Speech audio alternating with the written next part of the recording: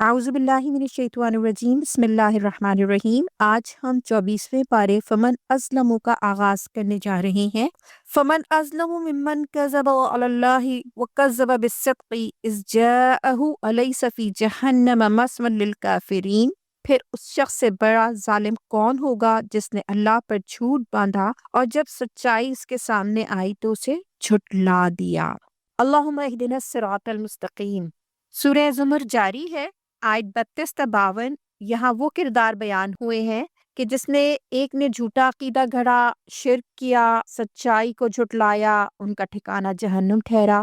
دوسرا سچائی لے کر آیا اور سچائی کی تصدیق کی، اس کی برائیاں ساقط کر دی گئیں اور اس کو نیکیوں کی بہترین جزا ملے گی۔ کفار نبی کریم صلی اللہ علیہ وسلم کو قتل اور دیوتاؤں کی دھمکی دیتے تھے۔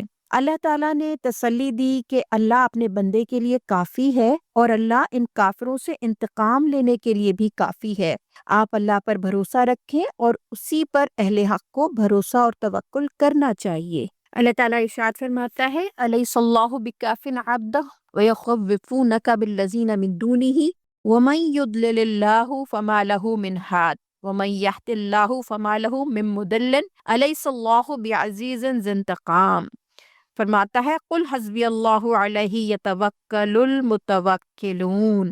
اے نبی صلی اللہ علیہ وسلم، کیا اللہ اپنے بندے کے لیے کافی نہیں ہے؟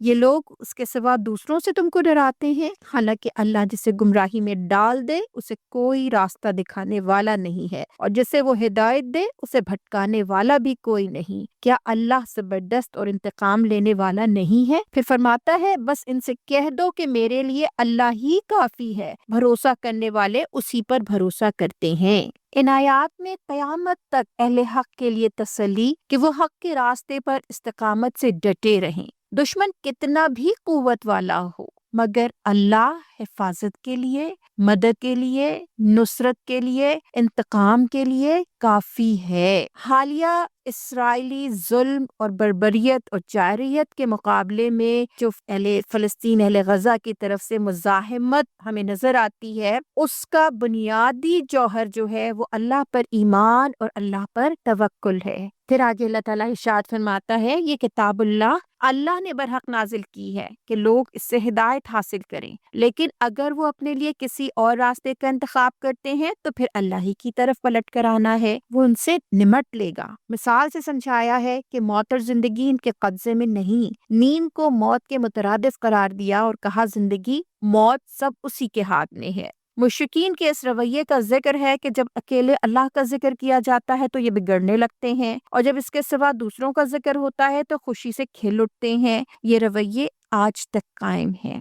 افسوس، مسلمانوں کی بھی ایک بڑی تعداد اسی کیفیت کا شکار نظر آتی ہے۔ اللہ تعالیٰ ان کو سخت عذاب کی دھمکی دیتا ہے۔ نعمت ملتی ہے تو کہتے ہیں کہ اپنے علم کی بنا پر ملی ہے، اپنے زور بازو کی بنا پر ملی ہے۔ دنیا کی یہ دولت، مٹیریل ویلتھ، اس پر فخر کرتے ہیں، حالانکہ یہ دونوں آزمائشیں ہیں۔ یعنی مصیبت آئے تو اللہ کو پکارتے ہیں، اور جب کھلا کشادہ رزق ملتا ہے تو جو ہے اللہ کا شکر ادا کرنے کے بجائے اسی میں غرق ہو جاتے ہیں۔ تو دراصل یہ سارے کچھ آسائشیں اور یہ جو دنیا میں آسانیاں ملتی ہیں، یہ اس بات کا پیمانہ نہیں ہے کہ اللہ راضی ہے۔ آزمائش اور رحمت میں فرق ہوتا ہے۔ کشادہ رزق بھی اللہ کی طرف سے ایک آزمائش ہے۔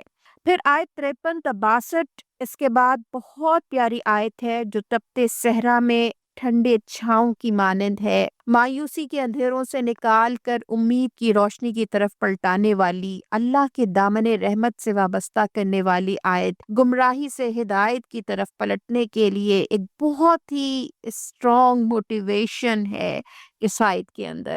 اللہ تعالیٰ فرماتا ہے قُلْ يَا عِبَادِيَ الَّذِينَ أَسْرَفُوا عَلَىٰ أَنفُسِهِمْ لَا تَقْنَطُوا مِن رَحْمَةِ اللَّهِ إِنَّ اللَّهَ يَغْفِرُ الذُّنُوبَ جَمِيعًا إِنَّهُ هُوَ الْغَفُورُ الرَّحِيمُ وَأَنِيبُوا إِلَىٰ رَبِّكُمْ وَأَسْلِمُوا لَهُ مِن قَبْلِ أَن يَأْتِيَكُمُ الْعَذَابُ ثُمَّ لَا تُنصَرُونَ وَاتَّبِعُوا أَحْسَنَ مَا أُنزِلَ إِلَيْكُم مِّن رَّبِّكُم مِّن قَبْلِ أَن يَأْتِيَكُمُ الْعَذَابُ بَغْتَةً وَأَنتُمْ لَا تَشْعُرُونَ۔ اے نبی صلی اللہ علیہ وسلم کہہ دو کہ اے میرے بندو جنہوں نے اپنی جانوں پر زیادتی کی ہے، اللہ کی رحمت سے مایوس نہ ہو جاؤ، یقیناً اللہ سارے گناہ معاف کر دیتا ہے، وہ تو غفور الرحیم ہے۔ بے شک پلٹ آؤ اپنے رب کی طرف اور فرما بردار بن جاؤ اس کے، قبل اس کے کہ تم پر عذاب آ جائے اور پھر کہیں سے تمہیں مدد نہ مل سکے، اور پیروی اختیار کر لو اپنے رب کی بھیجی ہوئی کتاب کے بہترین پہلو کی، قبل اس کے کہ تم پر اچانک عذاب آ جائے اور تم کو خبر بھی نہ ہو۔ اللہ تعالیٰ انتہائی پیار سے سمجھاتا ہے کہ جو کچھ کر چکے ہو سب معاف ہو جائے گا میرے بندو، بس اپنے رب کی طرف پلٹ آؤ، اس کے فرما بردار بن جاؤ، کتاب اللہ کی پیروی اختیار کر لو اور اچانک آنے والے اس دن کے عذاب سے بچنے کی تیاری کر لو جس دن لوگ پچھتائیں گے کہ کاش شرک نہ کرتے تو تقوی والوں میں ہوتے، کاش ہم اللہ تعالیٰ کے حضور سرکشی نہ کرتے، متکبرین کے چہرے اس روز کالے ہوں گے۔ پھر کہا گیا ہے کہ انبیاء علیہ الصلوۃ والسلام بھی اگر شرک کرتے تو ان کا بھی کیا کرایا غارت ہو جاتا۔ پھر آخری رکوع میں اللہ کی کبریائی کی زبردست منظر کشی کی گئی ہے، اس کے قدرت اور اس کے اختیار کا بیان بہترین انداز میں فرمایا گیا ہے۔ آیت 67 میں اللہ تعالیٰ ارشاد فرماتا ہے وَمَا قَدَرُ اللَّهَ حَقَّ قَدْرِهِ وَالْأَرْضُ جَمِيعًا قَبْضَتُهُ يَوْمَ الْقِيَامَةِ وَالسَّمَاوَاتُ مُطَوِّيَّاتٌ بِيَمِينِهِ سُبْحَانَهُ وَتَعَالَىٰ عَمَّا يُشْرِكُونَ۔ ان لوگوں نے اللہ کی قدر ہی نہ کی جیسا کہ اس کی قدر کرنے کا حق ہے۔ اس کی قدرت کاملہ کا حال تو یہ ہے کہ قیامت کے روز پوری زمین اس کی مٹھی میں ہوگی اور آسمان اس کے دست راست میں لپٹے ہوئے ہوں گے۔ پاک اور بالا و برتر ہے وہ اس شرک سے جو یہ لوگ کرتے ہیں۔ پیارے نبی صلی اللہ علیہ وسلم نے اس آیت کی تشریح اس طرح فرمائی ہے کہ روز محشر اللہ تعالیٰ آسمانوں اور زمینوں یعنی پوری کائنات کو اپنی مٹھی میں لے کر اس طرح پھرائے گا، اس طرح سے گھمائے گا جیسے بچہ گیند کو گھماتا ہے، اور پھر کہے گا میں ہوں خدائے واحد، میں ہوں جبار، میں ہوں بادشاہ۔ کہاں ہے زمین کے بادشاہ، جبار و متکبر؟ یہ کہتے ہوئے نبی اکرم صلی اللہ علیہ وسلم پر ایسا لرزہ طاری ہوا کہ لگتا تھا کہ آپ منبر سے گر جائیں گے۔ بخاری اور مسلم میں موجود ہے یہ حدیث۔ پھر زمین اللہ تعالیٰ کے نور سے چمک اٹھے گی، میزان اس کی عدالت لگائی جائے گی، انبیاء علیہ السلام اور گواہ حاضر کر دیے جائیں گے اور ٹھیک ٹھیک حق کے ساتھ فیصلہ کر دیا جائے گا۔ لوگ گروہ در گروہ دوزخ اور جنت کی طرف لائے جائیں گے۔ جہنم کے فرشتے پوچھیں گے کیا تمہارے پاس کوئی ڈرانے والا نہیں آیا تھا؟ جنت قریب لے آئی جائے گی، سلام و سلامن سے جنتیوں کا استقبال ہوگا، وہ اللہ کا شکر ادا کرتے ہوئے جنت میں داخل ہوں گے۔ فرشتے اللہ کے عرش کے گرد حلقہ بنائے ہوئے اس کی تسبیح کر رہے ہوں گے اور کہہ دیا جائے گا الحمدللہ رب العالمین، تمام تعریفیں رب العالمین کے لیے۔ سورہ زمر کا سبق یہ ہے کہ اللہ وحدہ لا شریک کی کبریائی کا احساس اور ادراک کریں، اللہ کے بندے بن کر رہیں، ہر طرح کے شرک سے بچیں، اللہ کی رحمت سے مایوس نہ ہوں اور اللہ سے توبہ اور استغفار جاری رکھیں کہ وہی گناہوں کو معاف کرنے والا اور توبہ قبول کرنے والا ہے۔ بسم اللہ الرحمن الرحیم۔ سورہ مومن مکی دور کی نازل شدہ سورت ہے اور یہ سورت سورہ زمر کے فوری بعد نازل ہوئی ہے۔ اس سورت کے اندر دربار فرعون کے حق و مومن کا سبق آموز ذکر موجود ہے۔ جن حالات میں یہ سورت نازل ہوئی ہے اس وقت نبی اکرم صلی اللہ علیہ وسلم کے خلاف دو طرح کی کارروائیاں کفار مکہ نے شروع کر رکھی تھیں۔ ایک یہ کہ ہر طرف جھگڑے اور بحثیں چھیڑ کر طرح طرح کے الٹے سیدھے سوالات اٹھا کر اور نت نئے الزامات لگا کر قرآن کی تعلیم اور اسلام کی دعوت اور خود نبی صلی اللہ علیہ وسلم کے بارے میں اتنے شبہات اور وسوسے لوگوں کے دلوں میں پیدا کر دیے جائیں کہ ان کو صاف کرتے کرتے آخرکار اہل ایمان اور نبی اکرم صلی اللہ علیہ وسلم پریشان ہو جائیں۔ دوسرے یہ کہ آپ کو قتل کر دینے کی راہ ہموار کی جا رہی تھی اور اس سلسلے میں وہ مستقل منصوبہ بندیاں اور سازشیں کر رہے تھے۔ اسی حوالے سے حضرت عبداللہ بن عمر رضی اللہ تعالیٰ عنہ کی روایت ہے کہ ایک روز نبی صلی اللہ علیہ وسلم حرم میں نماز پڑھ رہے تھے، یکایک عقبہ بن ابی معیط آگے بڑھا اور اس نے آپ کی گردن میں کپڑا ڈال کر اسے بل دینا شروع کر دیا تاکہ گلا گھونٹ کر آپ کو مار ڈالے۔ عین وقت پر مگر حضرت ابو بکر صدیق رضی اللہ تعالیٰ عنہ پہنچ گئے اور انہوں نے دھکا دے کر اسے ہٹایا۔ حضرت عبداللہ کا بیان ہے کہ جس وقت ابو بکر صدیق اس ظالم سے کشمکش کر رہے تھے، اس وقت ان کی زبان پر یہ الفاظ جاری تھے کہ اتقتلون رجلا ان یقول ربی اللہ، کیا تم ایک شخص کو صرف اس لیے مار دیتے ہو کہ وہ کہتا ہے میرا رب اللہ ہے؟ اور یہ وہی الفاظ ہیں جو فرعون کے دربار میں حق گو مومن نے اس وقت ادا کیے کہ جب وہاں فرعون کی جانب سے حضرت موسیٰ کے قتل کی منصوبہ بندیاں ہو رہی تھیں اور ان کے قتل کے مشورے ہو رہے تھے۔ محمد صلی اللہ علیہ وآلہ وسلم کے قتل کی سازشوں کے جواب میں مومن آل فرعون کا قصہ سنایا گیا ہے، آیت 23 تا 55، اور اس قصے کے پیرائے میں 3 گروہوں کو مختلف 3 اسباق دیے گئے ہیں، یعنی 3 گروہوں کو 3 طرح کے سبق اس ایک قصے سے دیے گئے ہیں۔ کفار کو بتایا گیا ہے کہ جو کچھ تم محمد صلی اللہ علیہ وسلم کے ساتھ کرنا چاہتے ہو، یہی کچھ اپنی طاقت کے زعم میں فرعون حضرت موسیٰ کے ساتھ کرنا چاہتا تھا۔ اب کیا یہ حرکتیں کر کے تم بھی اسی انجام سے دوچار ہونا چاہتے ہو جس سے وہ دوچار ہوا اور اللہ نے اس کو غرقاب کر دیا اپنے تمام لاؤ لشکر سمیت؟ اسی طرح محمد صلی اللہ علیہ وسلم اور آپ کے پیرووں کو سبق دیا گیا ہے کہ یہ ظالم بظاہر خواہ کتنے ہی بالادست ہو جائیں اور کتنے ہی طاقتور ہو جائیں، اور ان کے مقابلے میں تم خواہ کتنے ہی کمزور اور بے بس اپنے آپ کو محسوس کرو، مگر تمہیں یقین رکھنا چاہیے کہ جس اللہ کے دین کا بول بالا کرنے کے لیے تم یہ کام کر رہے ہو، اس کی طاقت ہر دوسری طاقت پر بھاری ہے، وہ سب پر غالب ہے۔ لہٰذا جو بڑی سے بڑی خوفناک دھمکی بھی یہ تمہیں دے سکتے ہیں، اس کے جواب میں بس اللہ کی پناہ مانگ لو اور اس کے بعد بالکل بے خوف ہو کر اپنے کام میں لگ جاؤ، بالکل جس طرح حضرت موسیٰ نے فرعون کی اس دھمکی پر پناہ مانگتے ہوئے کہا تھا انی عذت بربی وربکم من کل متکبر لا یؤمن بیوم الحساب، میں نے تو ہر اس متکبر کے مقابلے میں جو یوم حساب پر ایمان نہیں رکھتا اپنے اور تمہارے رب کی پناہ لے لی ہے۔ اسی طرح اللہ کے بھروسے پر خطرات سے بے پرواہ ہو کر کام کرو گے تو آخرکار اللہ کی نصرت آ کر رہے گی، اور آج کے فرعون بھی وہی کچھ دیکھ لیں گے جو کل کے فرعون دیکھ چکے ہیں، اور وہ وقت آنے تک ظلم و ستم کے جو طوفان بھی آئیں انہیں صبر کے ساتھ تمہیں برداشت کرنا ہوگا۔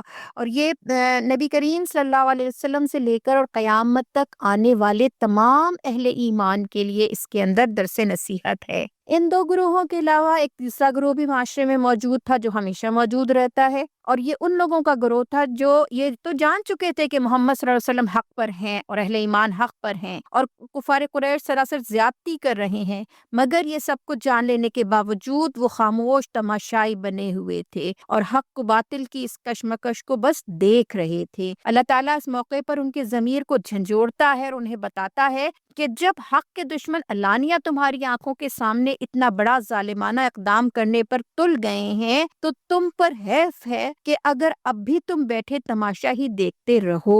اس حالت میں جس شخص کا ضمیر بالکل مر نہ چکا ہو اسے تو اٹھ کر وہ فریضہ انجام دینا چاہیے جو فرعون کے بھرے دربار میں اس کے اپنے درباریوں میں سے ایک راست باز آدمی نے، ایک درست ارادہ اور ایمان رکھنے والے آدمی نے اس وقت انجام دیا تھا۔ وہ شہادت حق دی تھی جب فرعون نے حضرت موسیٰ کو قتل کرنا چاہا تھا۔ جو مصلحتیں تمہیں زبان کھولنے سے روک رکھتی ہیں، یہی مصلحتیں اس شخص کے آگے بھی راستہ روک کر کھڑی ہوئی تھیں، مگر اس نے وَأُفَوِّضُ أَمْرِي إِلَى اللَّهِ کہہ کر ان ساری مصلحتوں کو ٹھکرا دیا، اور اس کے بعد دیکھ لو کہ فرعون اس کا کچھ بھی نہ بگاڑ سکا۔ اور سورہ یاسین میں بھی ہم ابھی پڑھتے ہوئے آ رہے ہیں کہ بستی والوں میں صرف ایک ہی شخص نے ایمان قبول کیا تھا اور وہی حق کی شہادت دینے والا تھا، اور پھر وہ تمام جو ہے وہ جھوٹ کے مقابلے میں اور تمام گمراہی کے مقابلے میں کھڑا ہو گیا تھا۔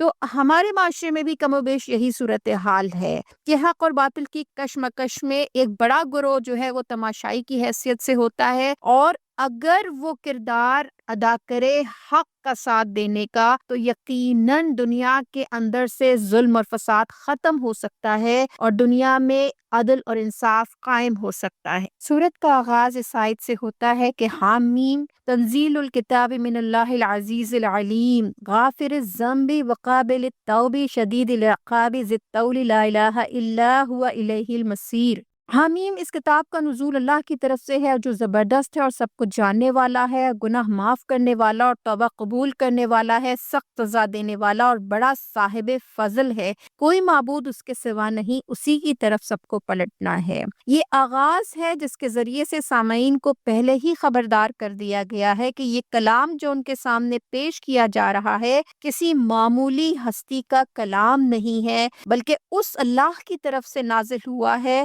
جس کی یہ اور یہ صفات ہیں، لہٰذا اس کے احسان مند ہو کر اس کی بندگی اختیار کر لو تو دنیا اور آخرت کی بھلائی پا لو گے، اور اسی کے سے اگر سرکشی اختیار کرو گے تو دنیا اور آخرت میں اس کی سزا کے مستحق بن جاؤ گے، لہٰذا اپنا خیر اور شر تم خود طے کر سکتے ہو، لہٰذا اس کے احسان مند ہو کر اس کی بندگی اختیار کر لو تو دنیا اور آخرت کی بھلائی پالو گے، اور اس سے سرکشی اختیار کر کے دنیا اور آخرت میں اس کی سزا کے مستحق نہ بنو۔ آیت 3:23 میں اللہ تعالیٰ نبی کریم صلی اللہ علیہ وسلم اور ہر دور کے اہل ایمان کو تسلی اور حوصلہ دیتا ہے کہ باطل کی بظاہر طاقت و قوت، مادی ترقی اور شان و شوکت تمہیں مایوس یا کمزور نہ کرنے پائے، کیونکہ حق اور باطل کی کشمکش میں اللہ کی تائید و نصرت ہمیشہ اہل حق کے ساتھ ہی ہوتی ہے۔ اللہ تعالیٰ بشارت دیتا ہے کہ اللہ کے خاص عرش کے فرشتے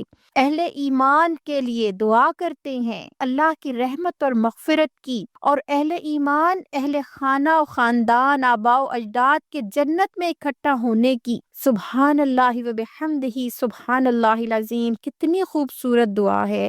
اللہ تعالیٰ ہم سب کو اس کا اہل بنائے اور ہم سب کے اہل خانہ اور خاندان والوں کو، ہمارے بزرگوں کو، ہمارے آباء و اجداد کو ہمارے ساتھ جنتوں میں اکٹھا فرمائے، آمین۔ دوسری جانب کفار و مشرکین کو روز محشر اپنے آپ پر غصہ آئے گا، جہنم میں منتیں سماجتیں کریں گے لیکن کوئی سنوائی نہ ہوگی۔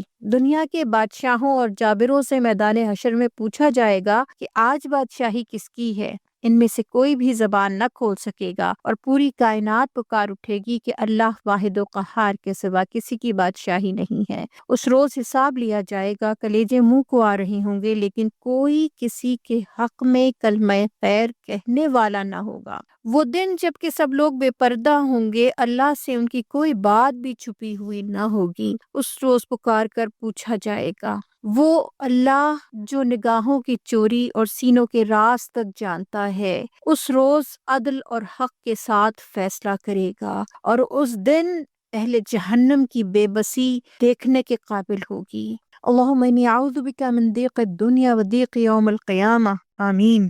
دربار فرعون کا وہ مومن، آیت 38 تا 45 میں اللہ تعالیٰ فرماتا ہے کہ جو حضرت موسیٰ علیہ السلام کی تائید میں فرعون کے خلاف توحید کا علمبردار بن کر کھڑا ہوا، جس نے فرعون اور اس کے اہل دربار کو مخاطب کر کے بلا خوف و تردد دین حق کی گواہی دی کہ اے قوم، یہ دنیا کی زندگی تو چند روزہ ہے، ہمیشہ کے قیام کی جگہ تو آخرت ہے، جو برائی کرے گا اس کو اتنا ہی بدلہ ملے گا جتنی اس نے برائی کی ہوگی، اور جو نیک عمل کرے گا، خواہ وہ مرد ہو یا عورت، بشرطیہ کہ وہ مومن ہو، ایسے سب لوگ جنت میں داخل ہوں گے۔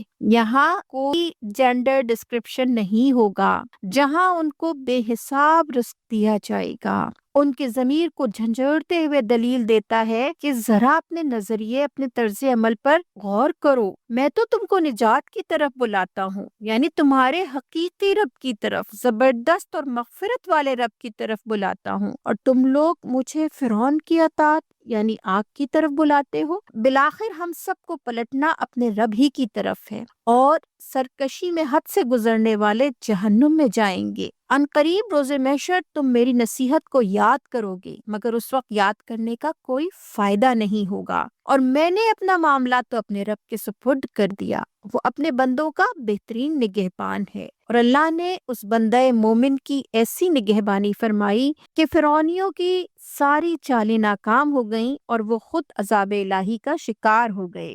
آیت 51 تا 55 اللہ کی جانب سے خوشخبری ہے کہ وہ انبیاء علیہ السلام اور ان پر ایمان لانے والوں کی یقینی مدد فرماتا ہے، دنیا میں بھی اور آخرت میں بھی۔ روز محشر کا نقشہ کھینچتے ہوئے فرماتا ہے کہ جب اللہ کی عدالت قائم ہوگی اور اس کے حضور گواہ پیش کیے جائیں گے اور ہر طرف نفسی نفسی ہوگی، یہ ظالم اس وقت اپنی سرکشی کی معذرت اللہ کے حضور کریں گے جو ان کے کام نہیں آئے گی۔ ان کی کوئی معذرت اس وقت قبول نہیں کی جائے گی، ان کو کہیں سے کوئی مدد نہیں ملے گی، مگر اللہ تعالیٰ اس وقت بھی مومنین سے وعدہ فرماتا ہے کہ اللہ ان کا آسان حساب لے گا اور اپنی رحمت سے ان کو ڈھانپ لے گا۔ آیت 60 میں اللہ تعالیٰ نے دعا کی تلقین فرمائی ہے، ادعونی استجب لکم، تم مجھے پکارو میں دعائیں قبول کرتا ہوں۔ نبی صلی اللہ علیہ وسلم نے فرمایا دعا عبادت کا مغز ہے۔ دعا کو عبادت کے مترادف قرار دیا گیا ہے۔ دعا اللہ اور بندے کے درمیان تعلق کا اظہار ہے،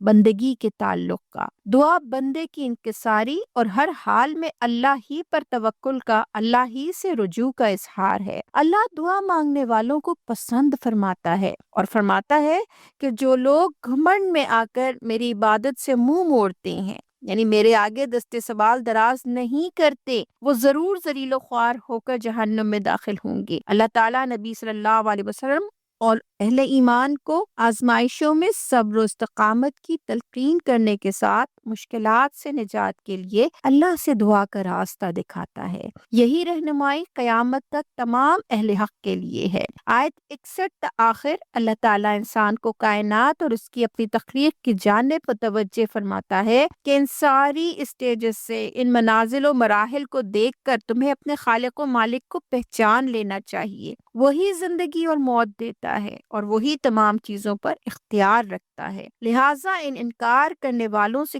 کہہ دو کہ میں تو اپنے رب کے سامنے سر تسلیم خم کرتا ہوں۔ اس کے ساتھ ہی اللہ تعالیٰ تاریخی دلائل سے قریش مکہ سے لے کر قیامت تک ہر دور کی متکبر، ظالم اور گمراہ لیڈرشپ اور اقوام کو خبردار کرتا ہے کہ وہ اپنی مادی ترقی، اپنی عسکری قوت، اپنی اقتصادی خوشحالی، اپنے تہذیب و تمدن کی شان و شوکت، اپنے ایجادات و تحقیقات پر نہ اترائیں، نہ پھولیں۔ اللہ تعالیٰ ماضی میں ایسی بہت سی طاقتوں کو نیست و نابود کر چکا ہے، لہٰذا اللہ سے ڈریں اور اس کی بندگی اختیار کر لیں۔ سورہ مومن کا پیغام تمام تر نامساعد حالات میں حق کی گواہی دو، آزمائش میں صبر و استقامت کے ساتھ ڈٹے رہو، دنیا کی مادی اقوام سے متاثر نہ ہو، دعا کے ذریعے اللہ کا دامن رحمت تھامے رہو۔ اللہ دنیا اور آخرت میں اہل ایمان کا نگہبان ہے۔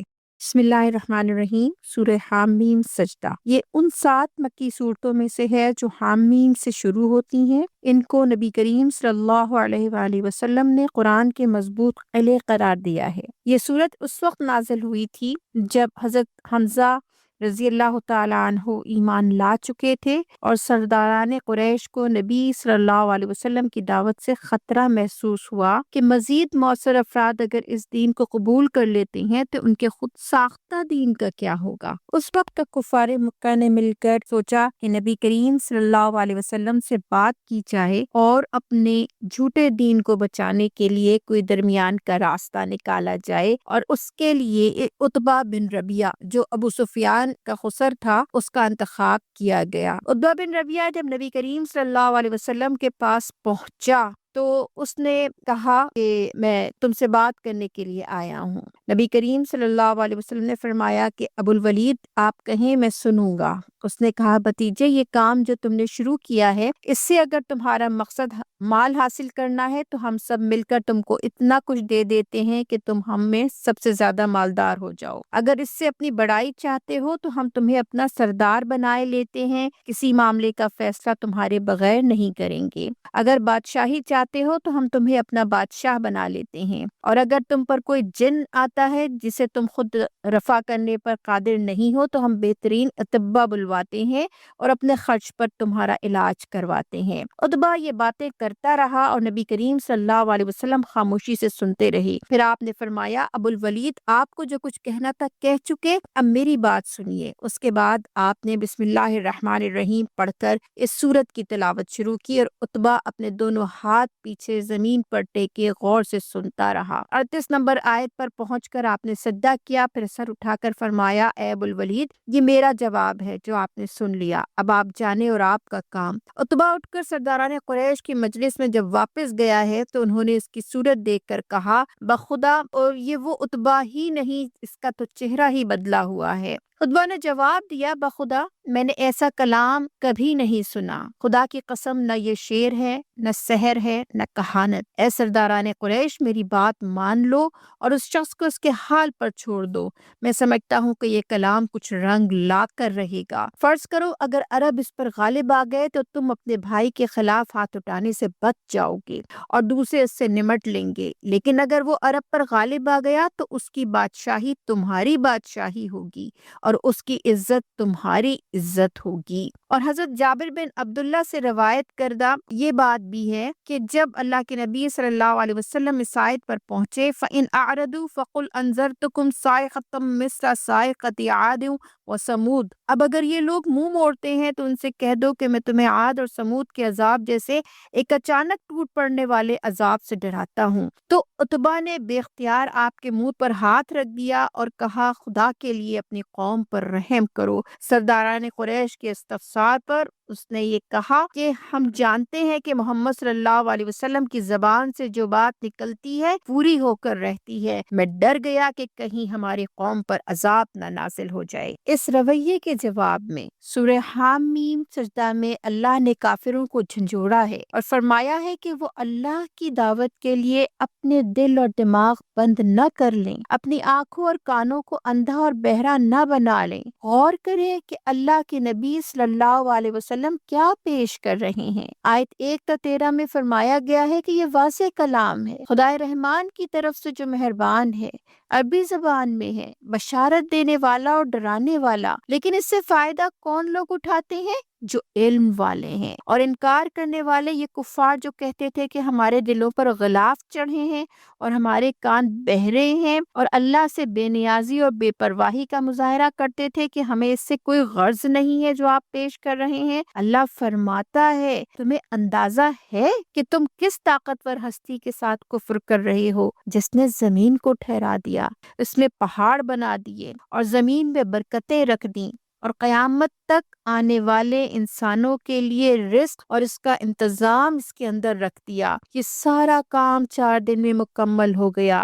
پھر اللہ آسمان کی طرف متوجہ ہوا اور 2 دن میں اس نے آسمان اور سارے ستارے سیارے بنا دیے، پوری کائنات کو بنا دیا۔ یہ اللہ ہے اور یہ اس کی قدرتیں ہیں۔ اب اگر یہ لوگ اس سے منہ موڑتے ہیں تو اللہ فرماتا ہے ان سے کہہ دو کہ پھر تمہیں اس طرح کے اچانک ٹوٹ پڑنے والے عذاب سے ڈراتا ہوں جس طرح عاد اور سمود پر عذاب نازل ہوا تھا۔ آیت 14 تا 25 اللہ تعالیٰ فرماتا ہے کہ پہلی قومیں بھی کہتی تھی کہ ہم بہت طاقتور ہیں، لیکن اللہ تعالیٰ نے ان پر ذلت کا عذاب نازل کیا۔ اللہ تعالیٰ روز قیامت کا منظر ہمارے سامنے رکھتا ہے کہ اس وقت کا خیال کرو کہ جب اللہ تعالیٰ کے دشمنوں کو گھیر کر دوزخ کی طرف لایا جائے گا اور ان کو روک رکھا جائے گا، ساری اگلی اور پچھلی نسلوں کا اکٹھا حساب لیا جائے گا اور ان کے جسم اور ان کی کھالیں گواہی دیں گی کہ وہ دنیا میں کیا کچھ کرتے رہے، اور وہ اپنے جسم کی کھال سے کہیں گے تم نے ہمارے خلاف گواہی کیوں دی؟ اور وہ کہے گی ہمیں اسی خدا نے زبان دی ہے جس نے ہر چیز کو زبان دی تھی۔ ہم سوچیں یہ ایک بڑا ہی سخت وقت ہوگا کہ انسان کی کھال، جسم، کان، آنکھیں سب کچھ اللہ کے سامنے گواہی دیں گی، اور جنہوں نے اللہ کے دین کو جھٹلایا اور اللہ کو بھول گئے وہ انسان بہت زیادہ خسارے میں پڑ جائیں گے۔ اور اس کے ساتھ ہی اللہ کہتا ہے ایسے لوگوں پر ہم برے ساتھی مسلط کر دیتے ہیں جو انہیں آگے پیچھے ہر چیز خوشنما بنا کر دکھاتے ہیں۔ بہت ہی غور کرنے والی آیات ہیں، ہم ان کو جب پڑھیں تو اپنے حالات کا جائزہ ضرور لیں۔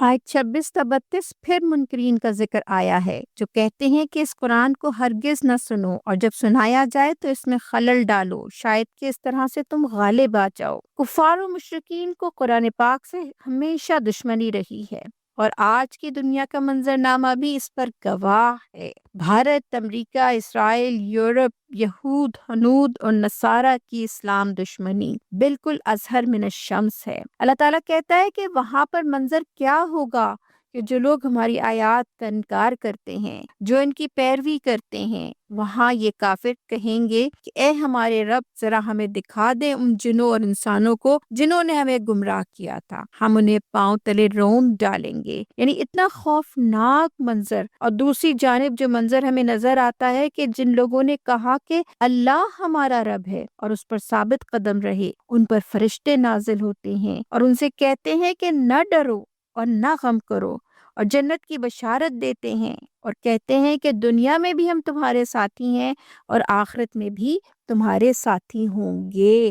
لہٰذا جو آزمائشیں اس ایمان اسلام کے نتیجے میں تمہارے اوپر آئیں، ان کا صبر اور استقامت کے ساتھ مقابلہ کرو، اللہ تمہارا حامی و ناصر ہے۔ آیت 33 سے 36 مسلمانوں کو بھی اللہ تعالیٰ یہ بشارت دے کر ایک لاہ عمل دیتا ہے کہ تم نے دنیا میں کیا کرنا ہے اور تمہارا طرز عمل کیا ہونا چاہیے۔ دنیا کا بہترین کام اللہ کی طرف بلانا اور نیک عمل کرنا ہے۔ اس کے ساتھ ہی اللہ تعالیٰ انتہائی اعلیٰ درجے کی اخلاقی تربیت اپنے نبی صلی اللہ علیہ وسلم کو دیتا ہے اور آپ کے ذریعے سے کل امت مسلمہ کو دیتا ہے کہ آپ بدی کو نیکی سے رفع کریں۔ نیکی اور بدی برابر نہیں ہے۔ اگر آپ برائی کے جواب میں نیکی کریں گے تو ہو سکتا ہے یہ دشمن بھی دوست بن جائیں۔ بہرحال یہ بہت مشکل کام ہے اور صبر والے ہی اس کو کر سکتے ہیں، اور جو صبر والے ہیں وہی خوش نصیب لوگ ہیں جن کو کہ یہ اعلیٰ درجہ حاصل ہوتا ہے۔